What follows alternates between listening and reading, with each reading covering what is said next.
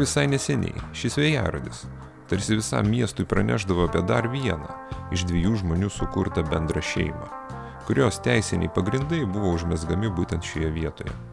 Daugelis klaipėdiečių, o ypatingai vyresnės kartos atstovų, šiuose civilinės metrikacijos rūmuose, esančiuose tarp Puodžių ir Šimkaus gatvių, sukeitė žiedus ir tai pradėjo naują savo gyvenimo etapą.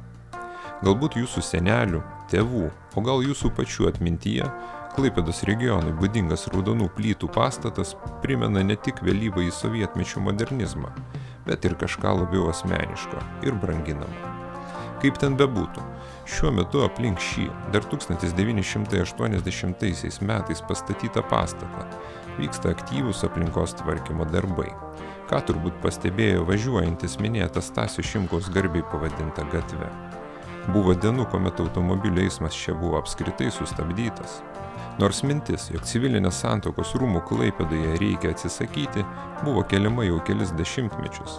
Bet nepagalvokite, jog šie statybų darbai vyksta siekiant įrengti privažiavimą prie kokio naujai besikuriančio prekybos centro. Santuokos rūmai čia veiks toliau, tai mes žinome tvirtai. O ir žmonės tuoksis juose, gal net dažniau, nei anksčiau, nes atmosfera aplink šį pastatą privalo tapti mielesnė šių dienų žmogui. Beje, numatyta ir pačio pastato remonto darbai, bet pasitelkus atskirą projektą. O nuo šių metų rugsėjo 27 dienos jaunavedžių santuokos registravimo ceremonija vyksta Klaipėdos koncertų salėje.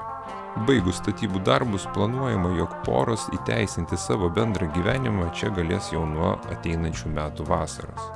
O mes tikimės, jog nepamiršote paspausti patiktukų po šiuo video ir prenumeruoti mūsų kanalą, nes mums rūpi, kas vyksta gimtame mieste.